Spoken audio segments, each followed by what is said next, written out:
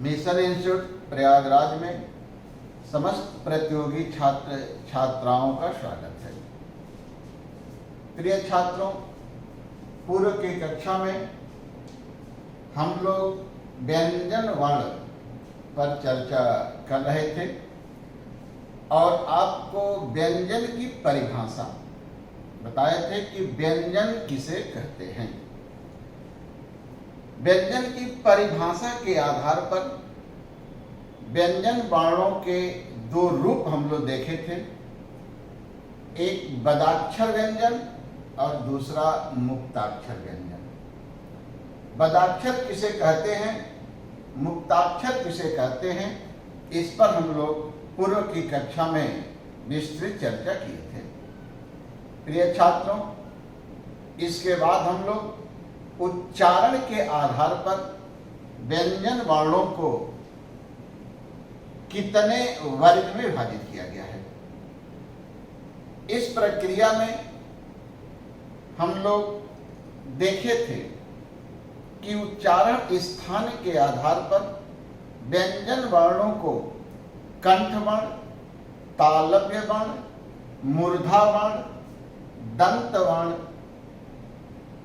ओष्ठ वर्ण और दंतोष्ठ वर्ण में विभाजित किया गया है। इन वर्गों में पूर्व की कक्षा में हम लोग कंठ वर्ण पर चर्चा किए थे कि कंठ व्यंजन किसे कहते हैं और जाने थे कि कौन कौन से कंठ व्यंजन है।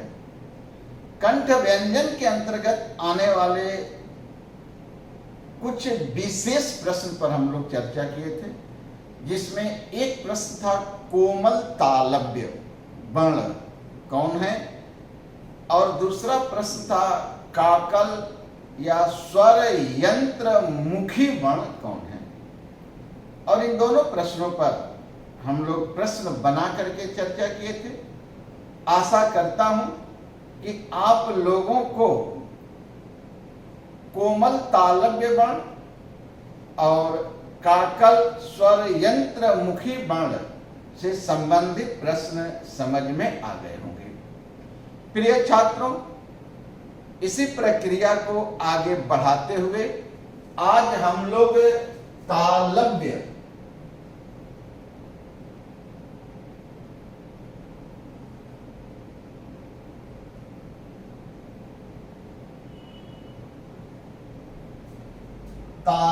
वर्ण,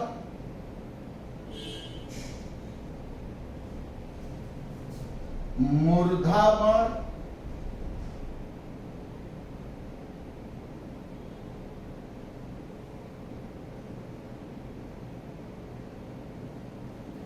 दंत वर्ण,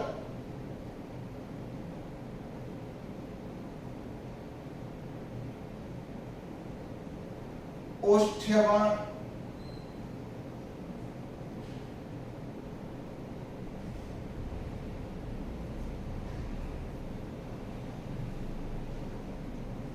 दंतोष्ठ वर्ण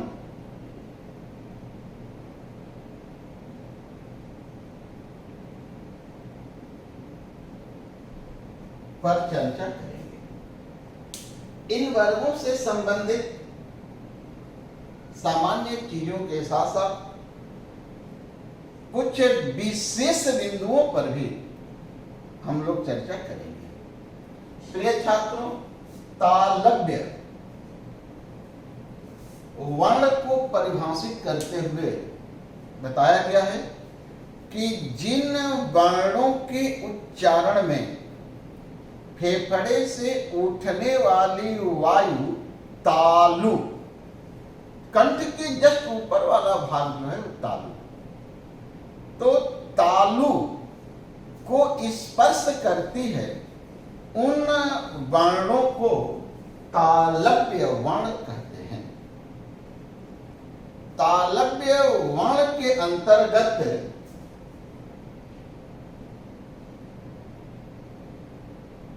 च वर्ग अर्थात च, छ, ज, झ, इया, और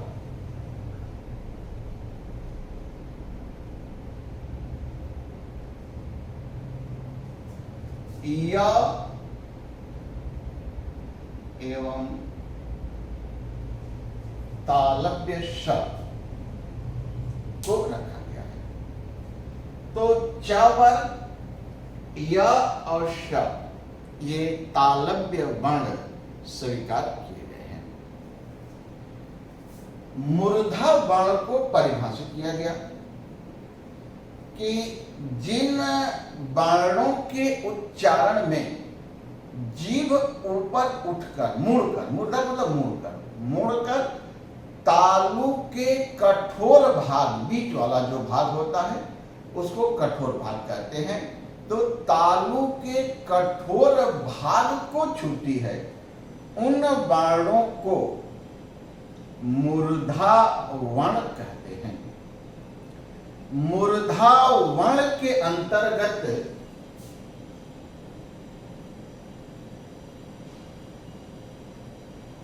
ट वर्ग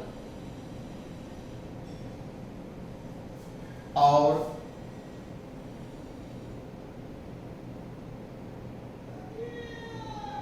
र तथा मूर्धा श को सम्मिलित किया गया है। तो ट वर्ग और र मूर्धा श को मूर्धा वर्ण कहा गया है।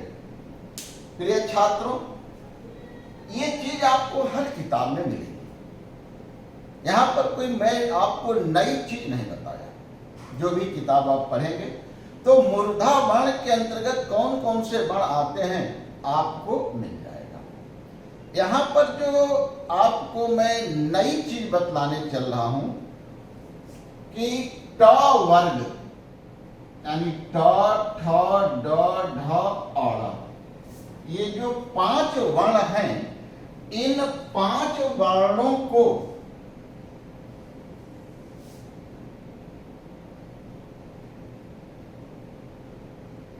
पूर्व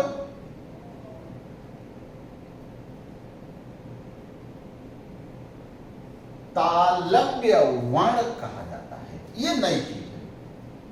अगर आप परीक्षा में बैठे और मान लीजिए कि प्रश्न उठा दिया गया कि हिंदी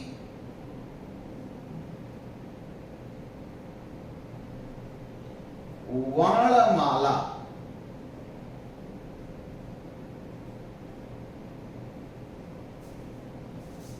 का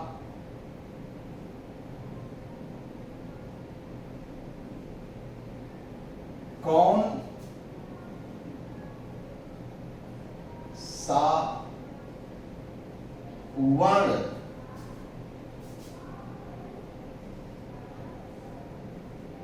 पूर्व तालव्य वर्ण है। प्रश्न ये है और आपको ऑप्शन मिल रहा है क, च, श,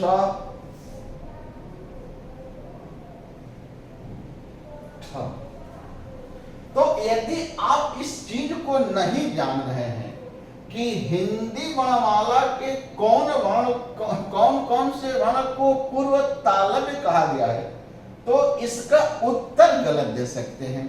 तालव्य शब्द जुड़ने के कारण आप च पर चले जाएंगे, या पूर्व की कक्षा में आपको जो मैं बताया कि क वर्ग को कोमल तालव्य कहा गया, तो वहां कोमल तालव्य लगा हुआ है, इसलिए आप क पर नहीं जाएंगे, च पर जा सकते हैं। लेकिन आपका उत्तर गलत होगा, क्योंकि पूर्व तालव्य वर्ण ठ को कहा गया है। ट, ठ, ड, ढ, अ, इनको पूर्व तालव्य वर्ण कहा जाता है। तो ये इस तरह के प्रश्न, नई चीजों को जाने, जो पुरानी है वो तो हर जगह मिल जाती है, कोमल तालव्य वर्ण आपको इसके पहले शायद पता ना हो। तो ये ट वर्ग के जो वर्ण हैं, इन वर्णों को कोमल तालव्य वर्ण कहा गया है।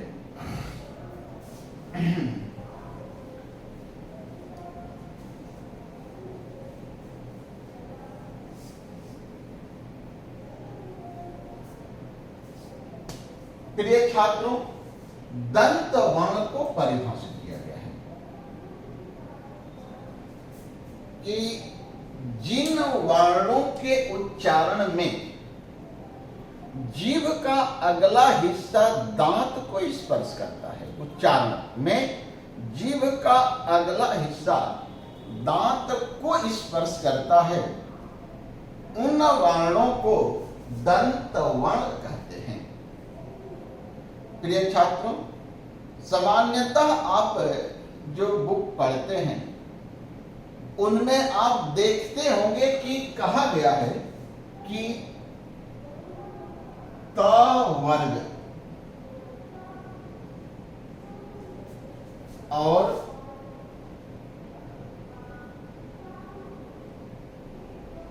ल दंत स, ये दंत वर्ण है। तो त वर्ग त थ द ध न ल स को सामान्यतः दंत वर्ण माना जाता है, लेकिन विशेषीकरण के तहत न,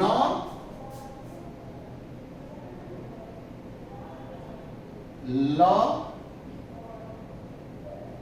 और श,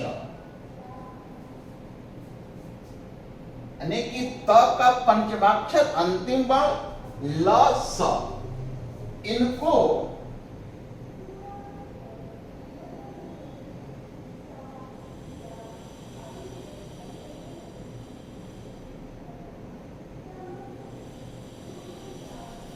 वत्स्य वर्ण माना गया है, वत्स्य वर्ण कहा जाता है।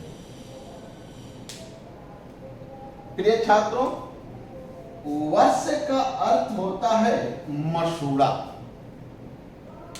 वत्स्य का अर्थ होता है मसूड़ा।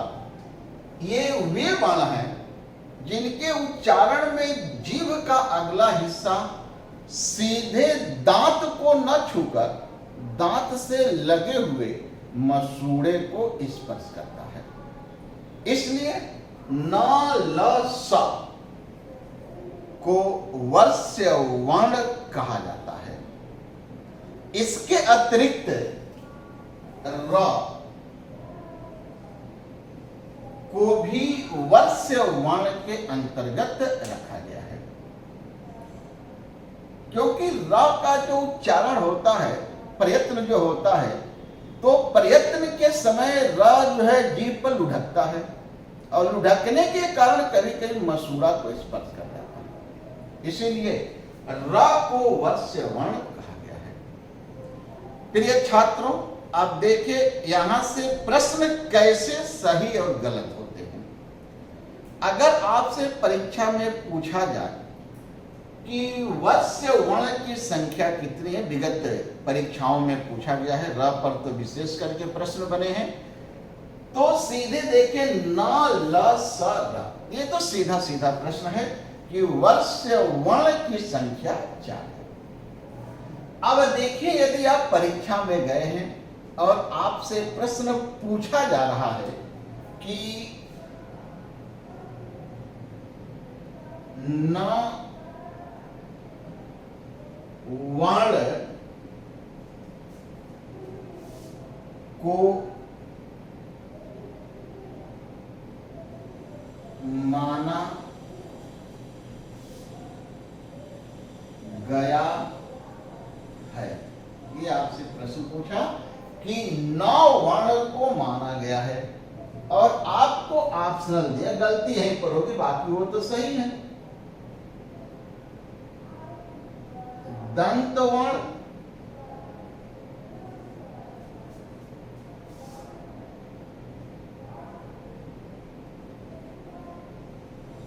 तालव्य वर्ण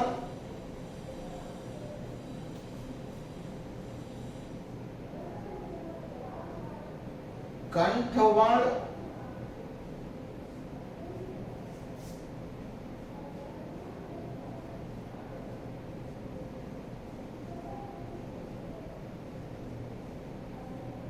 वर्ष्य वर्ण। ये छात्रों दंत वर्ण और वर्ष्य वर्ण, यहां समस्या आ रही है, क्योंकि प्रायः बच्चे वर्ष शब्द को सुने ही नहीं है, तो दंत मार के आएंगे और जब आंसर की आएगी तो वर्ष्य वर्ण होगा, तब आप खोजना शुरू करेंगे कि अरे कहां है, क्योंकि 9 वर्ण को पूछ रहा है और दंत वर्ण में त, थ, द, ध न भी है, लेकिन ऑप्शनल में वर्ष्य वर्ण आ रहा है और त वर्ग के 5 वर्णों में 9 वर्ण एक ऐसा वर्ण है जिसको वर्ष्य वर्ण कहा गया है। तो यदि 9 वर्ण पर प्रश्न बने, दंत और वर्ष्य दोनों ऑप्शन में रहे, तो प्रिय छात्रों दंत मार के आओगे तो गलत कर जाओगे, एक प्रश्न तुम्हारा चला जाएगा। इसका सही उत्तर वर्ष्य होगा। समझ में आ रहा है? अगर ऑप्शन में वर्ष्य नहीं है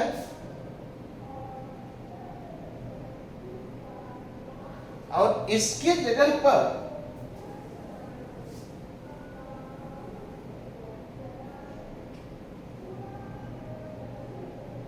मान लीजिए कि ऑप्शनल में मुर्धा आ गया, तो अब देखिए कि न जो है तालब में आता नहीं है, कंठ में आता नहीं, मुर्धा में नहीं आता है, तो इस ऑप्शनल में उत्तर ए होगा।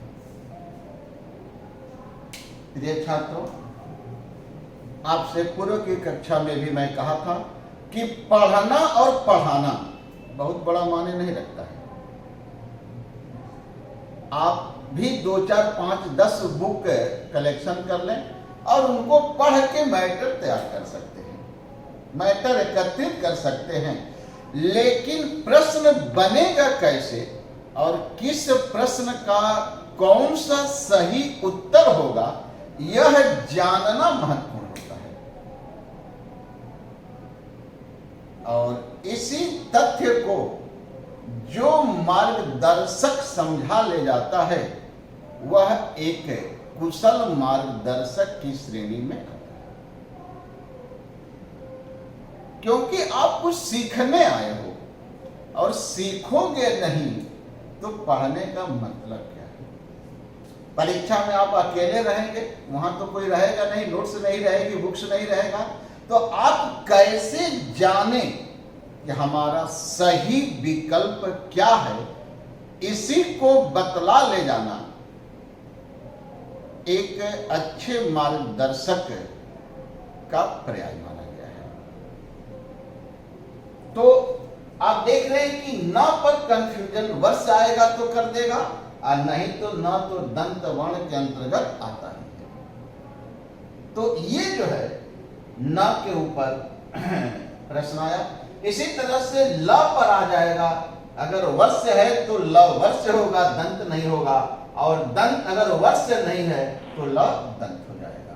सभी र के बारे में ध्यान दीजिए, अगर र पूछ दिया और वर्ष है तो र वर्ष होगा, नहीं तो अगर र के वर्ष नहीं है तो र मूर्धा हो जाएगा, ये ध्यान रखना चाहिए।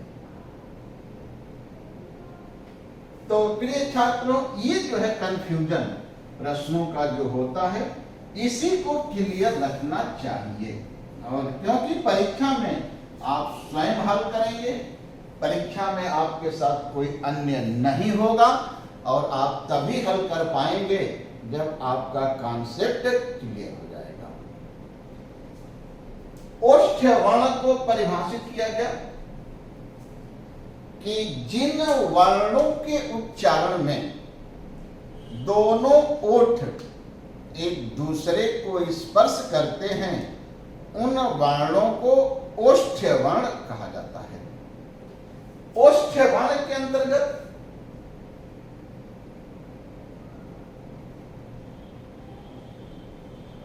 प वर्ग, यानी प,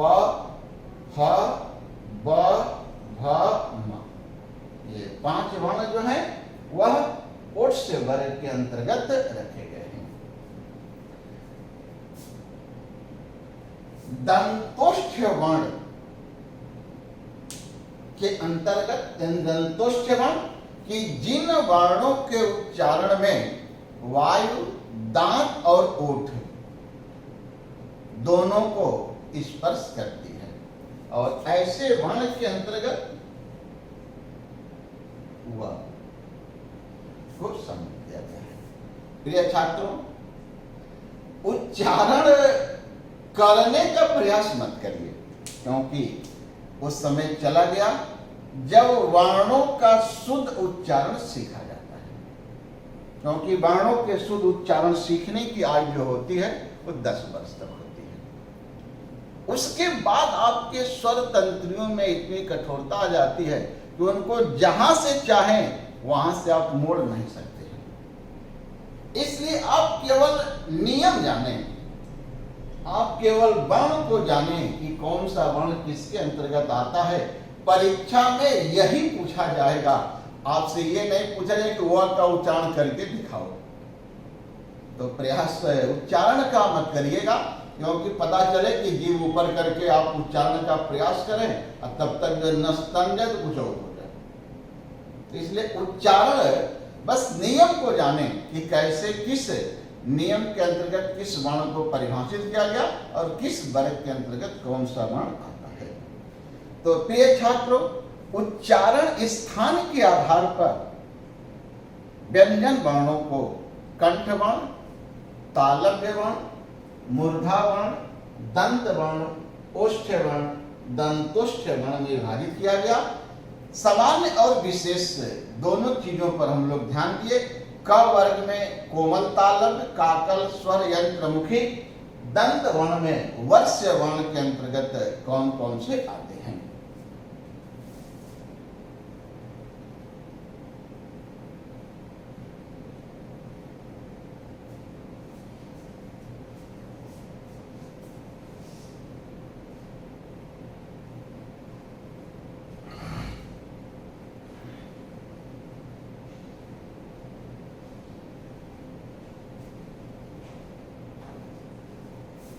प्रिय छात्रों, उच्चारण स्थान के आधार पर व्यंजन वर्णों का वर्गीकरण हम लोग देखें। इसके बाद वायु प्रक्षेप,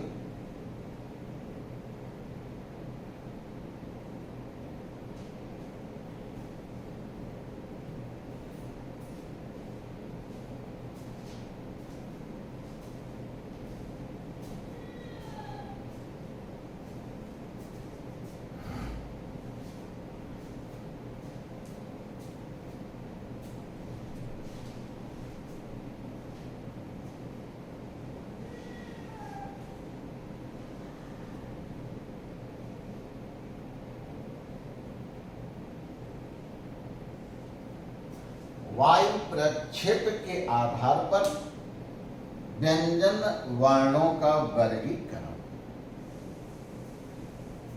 प्रक्षेप का मतलब होता है बाहर निकालना। व्यंजन वर्णों के उच्चारण में वायु के बाहर निकलने के आधार पर व्यंजन वर्णों को 2 वर्गों में विभाजित किया गया है। पहला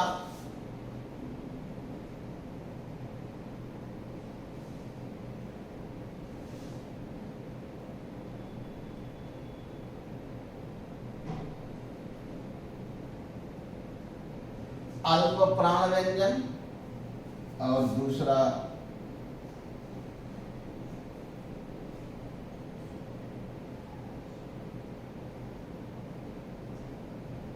महाप्राण व्यंजन।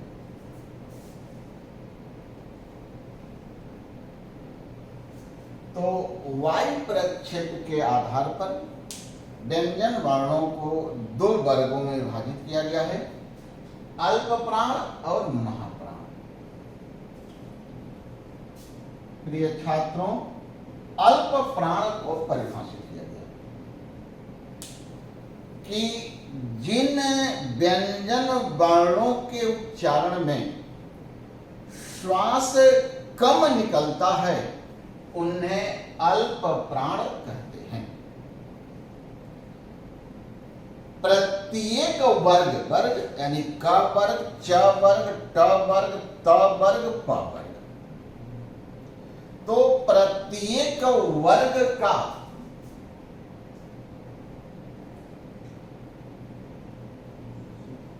पहला,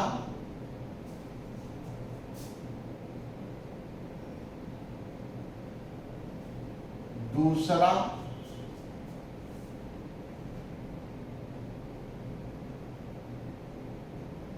तीसरा वर्ण, प्रत्येक वर्ग का पहला, दूसरा, तीसरा वर्ण अल्प प्राण माने गए हैं। अर्थात क वर्ग का पहला है क, च वर्ग का पहला है च, ट वर्ग का पहला है ट, त वर्ग का पहला है त, और प वर्ग का पहला है प। क वर्ग का सॉरी गलती हो गई यहां पर, थोड़ा पहला काट लीजिएगा उसको, तीसरा, पहला, तीसरा और पांचवा, थोड़ा सा उसको संशोधन करिएगा। तो पहला प्रत्येक वर्ग का क, च, ट, त, प, तीसरा वर्ण यानी क के बाद ख, ख के बाद ग, च, छ के बाद ज, ट, ठ के बाद ड, त, थ के बाद ध, प, फ के बाद ब। तो पांचवा क का अंग, ज का ज्ञ, ट का अड़, ध का त का न। तो ये क, च, ट, त, प, ग, ज, ड, ध, ब, अंग, या, ळ, न, म, यानी कि 5, 5, 10, 5, 15। तो ये जो है प्रत्येक वर्ग का पहला, तीसरा, पांचवा वर्ण अल्प प्राण है। इसके अतिरिक्त य, र, ल और व को भी अल्प प्राण वर्ण कहा गया है। तो अल्प प्राण वर्णों की संख्या 5, 10, 15, 16, 17, 18, 19। तो कभी कभी परीक्षा में संख्या पूछ लेता है, कभी कभी कौन अल्प प्राण है, कौन महाप्राण है, इस तरह के प्रश्न पूछते हैं। तो ये अल्प प्राण वर्ण है। आइए महाप्राण को देखा जाए।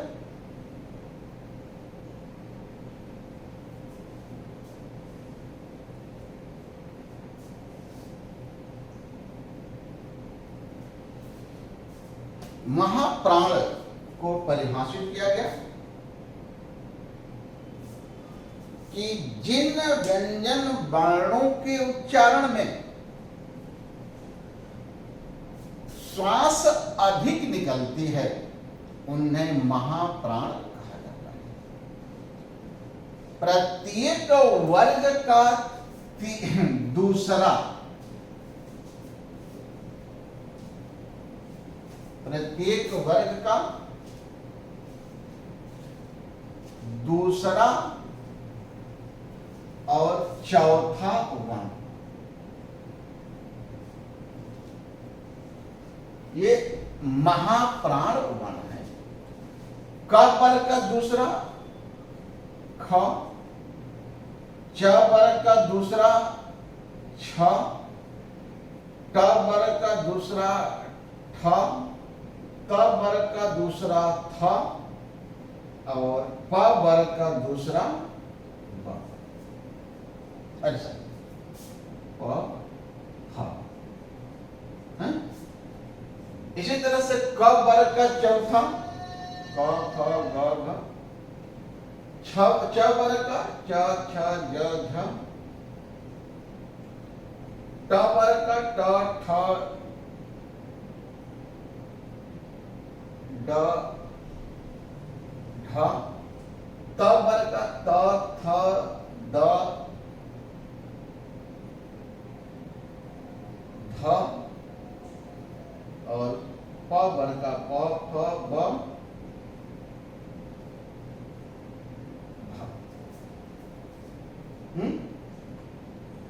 तो ख छ ठ थ फ दूसरा और चौथा घ झ ढ ध भ। तो ये जो है महाप्राण वर्ण है।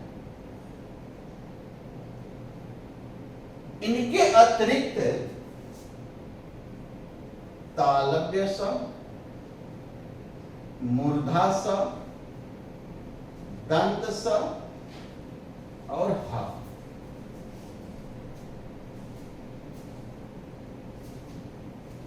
को भी महाप्राण वर्ण कहा गया है। तो इस तरह से 5 5 10 4 14 14 वर्ण जो है वह महाप्राण है। 19 अल्प प्राण, 14 महाप्राण वर्ण है। तो प्रिय छात्रों, उच्चारण स्थान और वायु प्रक्षेप के आधार पर व्यंजन वर्णों का हम लोग वर्गीकरण किए। पूर्व की कक्षा में हम लोग जब वर्ण पर चर्चा कर रहे थे तो इस बात पर चर्चा किए थे कि हिंदी वर्णमाला के वर्णों को 2 तरह से वर्गीकृत किया गया है। एक संकेत ध्वनियों के लिखित रूप के आधार पर और दूसरा प्रयत्न के आधार पर। ध्वनि संकेतों के लिखित रूप के आधार पर वर्णों को 2 वर्गों में विभाजित किया गया था, मूल वर्ण और निर्मित वर्ण। प्रिय छात्रों, मूल वर्ण के अंतर्गत हम लोग स्वर वर्ण और व्यंजन वर्ण को सम्मिलित किए थे और स्वर और व्यंजन से संबंधित हम लोग चर्चा किए। अगली कक्षा में हम लोग निर्मित वर्ण पर चर्चा करेंगे। इसके अंतर्गत कौन कौन से वर्ण आते हैं और कौन कौन से प्रश्न बनते हैं। जय हिंद, जय भारत।